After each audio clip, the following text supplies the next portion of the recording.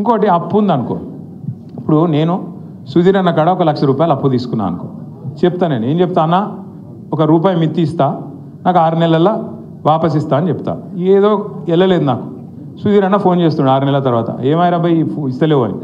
2 సార్లు ఫోన్ ఎత్తుతా, 3 సార్లు phone cut చేస్తా, I'm not accessible, not reachable అని పెడతా. పెట్టినాక ఓ రోజు సుధీర్ అన్న వచ్చి పట్టుకుంటాడు. అరే దొరుకుతలేవు, ఏం సంగతి రాబాయ్ అని పట్టుకుంటాడు. పట్టుకున్నాక ఏం చేయాలి నేను? అరే కాదన్న దండం పెడతాను, ఏమనుకోక జర వెళ్తలేదు, ఇంకో నెలాగి ఇస్తా అని చెప్తా. కానీ ఈ ముఖ్యమంత్రి ఎట్లున్నాడు తెలుసా, ఎలక్షన్ల ముందు వాగ్దానాలు చేసినావు కదా, అడ్డమైన వాగ్దానాలు ఇచ్చినావు కదా, మరి ఏమాయబాయి నిలబెట్టుకుంటలేవు అని మేము అడిగితే ఏమంటుండే తెలుసా, ఏం చేస్తారు నన్ను కోసుక తింటారా? కోసుక తినే నీకు నువ్వేమన్నా సేపువా మామిడికాయవా?